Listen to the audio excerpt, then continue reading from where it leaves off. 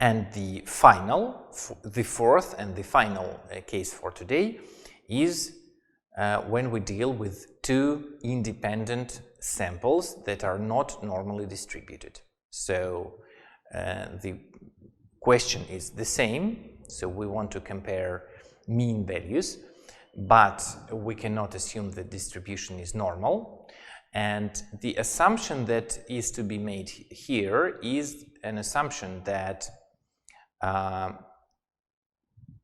that x and y, the distributions, are almost the same, but the only difference that can take place here is a shift. A shift is possible.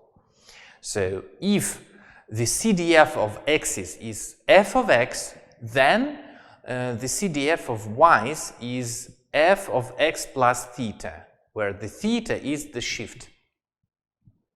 So the physical meaning of what theta is just how much what you are measuring is greater for the second sample than for the first one. So, for example, you can say that I want to compare salaries for two cities, like, for example, salaries of for Moscow and for St. Petersburg. And so x's are salaries of random people from Moscow, and y's are salaries of random people from St. Petersburg. And so what is theta? Theta is how greater salaries of those who live in St. Petersburg are greater than salaries of those who live in Moscow.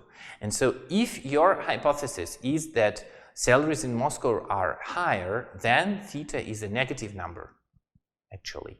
If your hypothesis is that salaries in Petersburg are higher, then theta is a positive number.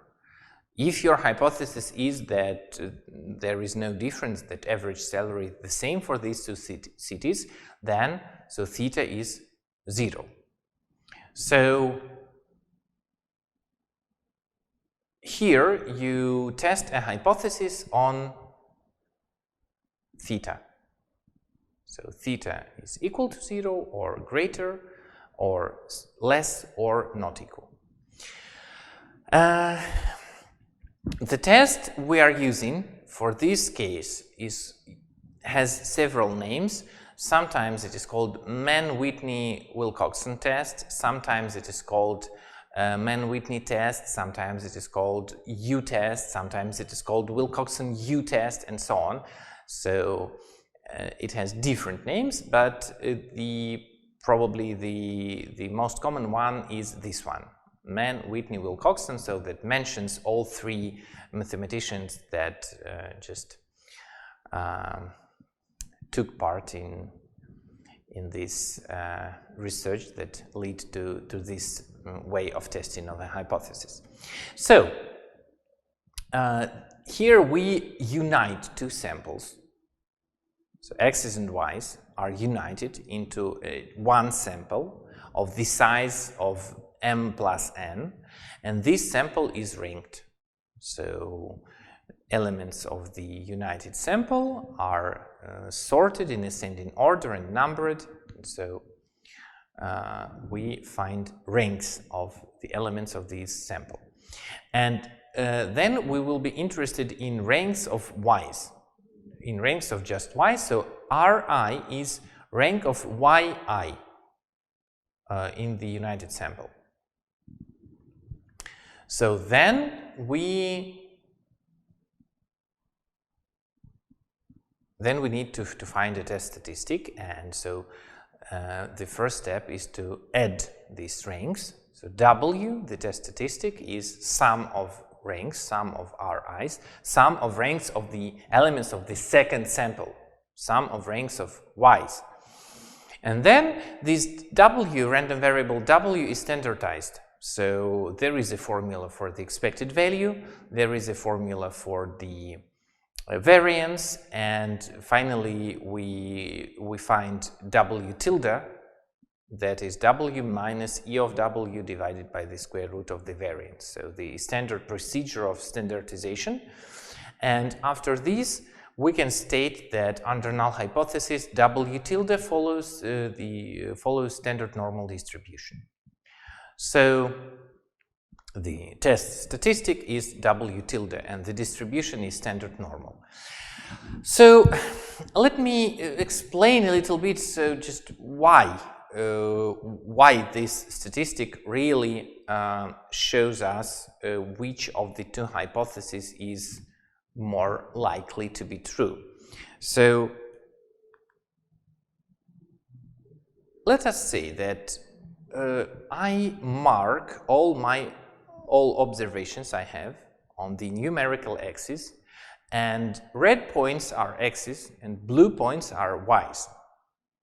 So what I see here that there is a shift. So on the left side of this picture, I see that there is much more red points than blue ones, and on the right side, vice versa. So there are much more blue points than red ones. So this means that y's are on average greater than x's. So there is a shift. And so the average value of y's is greater than the average value of x's. So, and these numbers like 1, 2, 3 are ranks. So here we see on the numerical axis, we see our observations in ascending order, and so that is why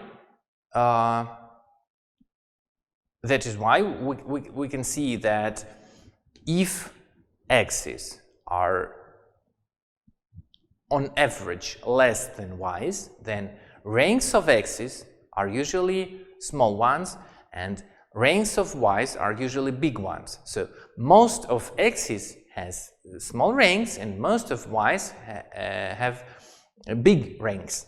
And so if we add ranks of all y's, the sum is to be big. So if mean value of y's is greater than the mean value of x's, then sum of ranks of y's is to be big. If vice versa, average value of y's,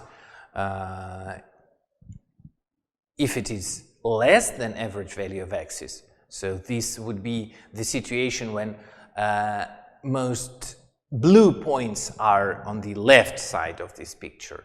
So in this case, sum of ranks of y's is to be little, is to be small. And so that is how we can understand that actually the value of the W, the value of the statistic W, shows us which one of two hypotheses we are testing is more likely. So small values of W are in favor of hypothesis that mu x is less than mu y, are in favor of hypothesis that theta is negative. Big values of W are in favor of hypothesis that mu x is less than mu y, so that theta is positive. And mean values, so values that are somewhere in a middle point between the least possible value and the greatest possible value, are in favor of the null hypothesis, that there is no shift, that average values, mean values for x's and y's are the same. So that is why this statistic really explains what is happening.